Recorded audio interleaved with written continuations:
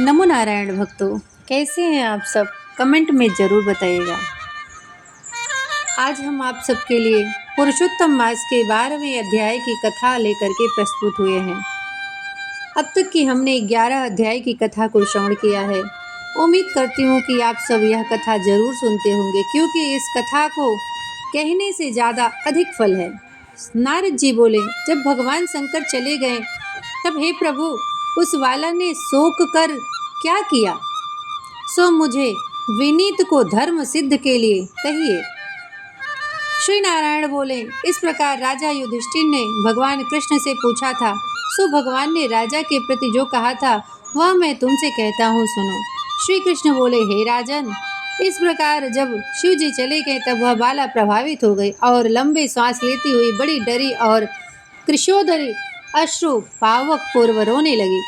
हृदयाग्नि से उठी हुई ज्वाला से जलते हुए अंग वाली व तपस्विनी कन्या वाग्नि से जलते हुए पत्ती वाली लता की तरह हो गई। दुख और ईर्ष्या को प्राप्त उस कन्या ने का बहुत समय व्यतीत हो गया। जिस प्रकार चूहे के बिल्ली में घुसकर आक्रमण करके सर्प उसे अपना बना लेता है, उसी प्रकार उपर्युक्त शोचनीय अवस्था को प्राप्त उस तपस्विनी बाला पर उस प्रभु काल ने आक्रमण कर उसे वश में कर लिया। वर्षा ऋतु में मेघ से घिरे हुए आकाश में बिजली चमककर जैसे नष्ट हो जाती है, उसी कारण तपस्या से जली हुई वह पाप वाली वह कन्या अपने आश्रम में मर गई। उसी समय धर्मनिष्ठ यज्ञसेन नामक राजा ने बड़ी सामग्रियों से युक्त उत्तम यज्ञ किया।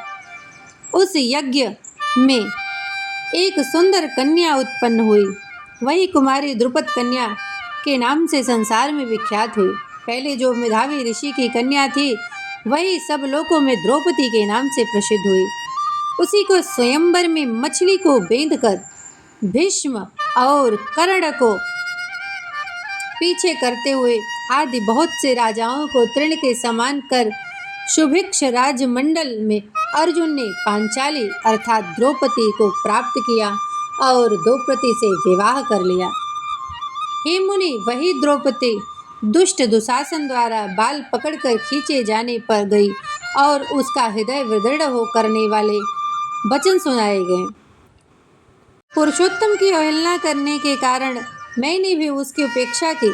जब वह मेरे स्नेह करके मेरा नाम बराबर लेने लगी, हे दामोदर, हे दया सिंधु, हे कृष्ण, हे जगतपते, हे नाथ, हे रमानाथ, हे केशव, हे क्लेशनाशन, मेरे माता पिता भ्रातु वर्ग सहेलियां बहन भांजे बंधु इष्ट पति आदि कोई भी नहीं है।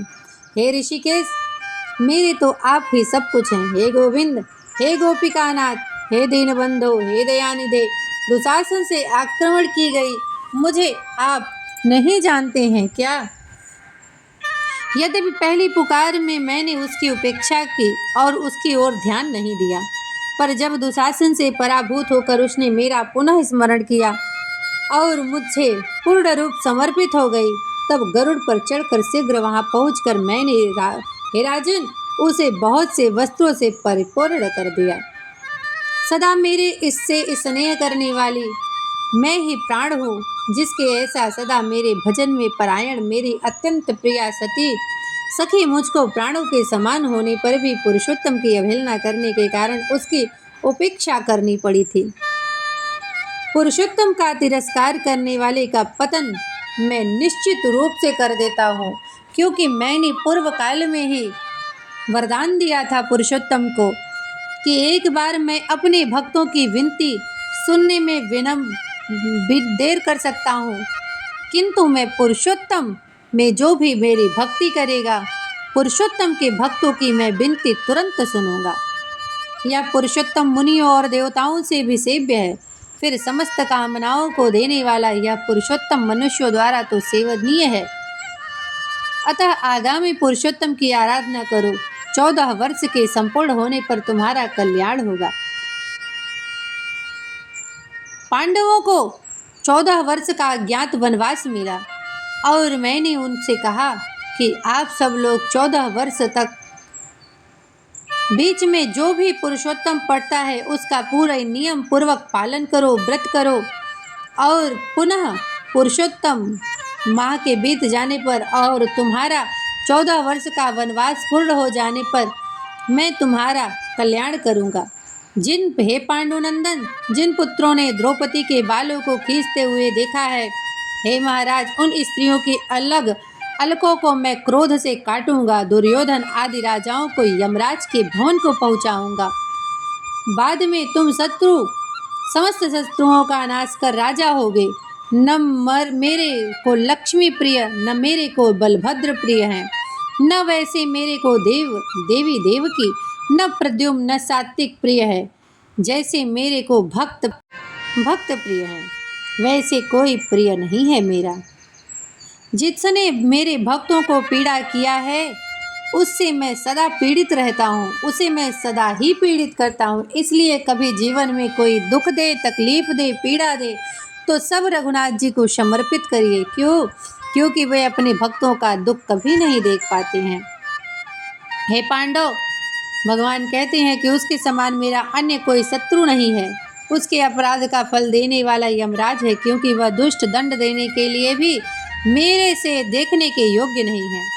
श्री नारायण बोले, श्री कृष्ण ने उन पांडु पुत्र युधिष्ठिर राधियों को और द्रौपदी को समझाकर द्वारका जाने की इच्छा से कहा, हे राजन, वियोग से व्याकुल द्वारकापुरी को आज जाऊंगा, जहाँ पर महाभाग वसुदेव जी, हमारे बड़े भाई बलदेव जी, हमारी माता देवकी तथा गदसाम्ब आदि और आहुक आदि यादव, रुक्मिणी आदि जो स्त्रियां हैं, उन दर्शन करके उत्कंठा वाले वे सब हमारी आगमन की कामना से टकटकी लगाकर हमारे ही चिंतन करते हैं। श्री नारायण बोले, इस प्रकार करते हुए देवेश श्री कृष्ण के गमन को जानकर पांडु पुत्र किस प्रकार गदगद कंठ से हो बोले, जिस प्रकार जल में रहने वालों का जीवन जल है, उसी तरह हम लोगों के जीवन तो आप ही हैं। हे जनार्दन, थोड़े ही दिनों के बाद फिर दर्शन हो। पांडवों के नाथ हरि और तीनों लोकों में दूसरा कोई नहीं है। इस प्रकार सामने ही सब लोग कहते हैं, अतः लोगों की रक्षा हमेशा आप ही करते हैं दामोदर। हे जगदीश्वर, हम लोग आपके हैं, भूलिएगा नहीं। हम लोगों के चित्त रूपी भ्रमरों का जीवन आपका चरण कमल ही है। आप ही हमारे आधार हैं, इसीलिए बारंबार हम आप सबसे प्रार्थना करते हैं। इन पांडु पुत्रों के निरंतर इस तरह कहते रहने पर श्री कृष्ण प्रेमानंद में मग्न होकर धीरे धीरे रथ पर सवार होकर पीछे चलने वाले पांडु पुत्रों को लौटाकर द्वारकापुरी को चले आए। श्री नारायण बोले, इसके बाद द्वारिकानाथ श्री कृष्ण के द्वारकापुरी जाने पर राजा युधिष्ठिर अपने छोटे भाइयों के साथ तप करते हुए तीर्थों में भ्रमण करने लगे। हे ब्राह्मण, नारद भगवान के प्रिय पुरुषोत्तम मास में मन लगाकर और श्री कृष्णचंद्र के वचनों का स्मरण करते हुए अपने छोटे भाइयों से तथा द्रौपदी से राजा युधिष्ठिर बोले, अहो, पुरुषोत्तम मास में होने वाले अत्यंत उग्र पुरुषोत्तम का महात्म्य सुना है। पुरुषोत्तम भगवान के पूजन किए बिना सुख किसी तरह नहीं मिलेगा। इस भारतवर्ष में धन्य है, इस संपूर्ण भारतवर्ष में वह धन्य है, वह पूज्य है, वह श्रेष्ठ है, जो अनेक प्रकार के नियमों से पुरुषोत्तम भगवान का पूजन अर्चन किया करते हैं। इस तरह समर्थ तीर्थों में भ्रमण करते हुए पांडु पुत्र पुरुषोत्तम मास के आने पर विधि पूर्वक व्रत करने लगे। हे मुने, नारद व्रत के अंत में 14 वर्ष के पूर्ण होने पर श्री कृष्ण भगवान की कृपा से अतुल्य कष्टक राज्य को प्राप्त किए। पूर्व काल में सूर्यवंश में होने वाला दृढ़धनवा नाम का राजा पुरुषोत्तम मास के सेवन से बड़ी लक्ष्मी, पुत्र पौत्र का सुख और अनेक प्रकार के भोगों को भोगकर योगियों की भी दुर्लभ जो भगवान का वैकुंठ लोक है वहाँ गया। हे मुनिश्रेष्ठ, नारद इस पुरुषोत्तम मास के अतुलनीय महात्म को करोड़ों कल्प समय मिलने पर भी कहने में समर्थ नहीं है। सूत जी बोलते हैं, हे विप्र लोग, पुरुषोत्तम मास का महात्म कृष्णद्वैपायन व्यास जी से मैंने सुना था, तथापि कहने को मैं असमर्थ नहीं हूँ। इस पुरुषोत्तम मास के अखिल महात्म को स्वयं नारायण जानते हैं या साक्षात वैकुंठवासी श्री हरि जानते हैं, परंतु ब्रह्मादि देवताओं से नमस्कार किए जाने वाले चरण पीठ जिनके ऐसे गोलोकनाथ श्री कृष्णचंद्र भी अपना नाए हुए पुरुषोत्तम मास का संपूर्ण महात्म नहीं जानते, तो मनुष्य कहाँ जान सकता है और मैं कहाँ तक उसका वर्णन कर सकता हूँ।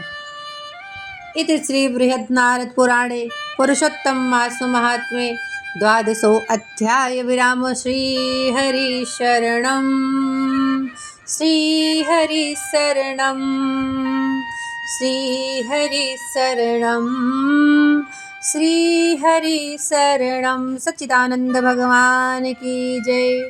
श्री बाल मुकुंद गोपीनाथ की जय। यशोदानंदन की जय। श्री देवकी नंदन की जय।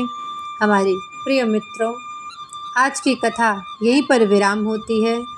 उम्मीद करती हूँ कि आप सबको यह कथा पसंद आई होगी, और अगर आपको यह कथा पसंद आई होगी तो प्लीज़ चैनल को ज़रूर लाइक और सब्सक्राइब कर दें, ताकि अगले कथा का नोटिफिकेशन आप सबको ज़रूर मिल जाएगा। बोलिए प्रेम से सच्चिदानंद भगवान की जय हो। आज 11 दिन पूरे हो गए हैं, एकादशी आज है। पुरुषोत्तम महीने का अब कुछ ही समय बचा है। सो जो भी समय है भगवान के नाम जप में समय लगाइए। सच्चिदानंद भगवान की जय।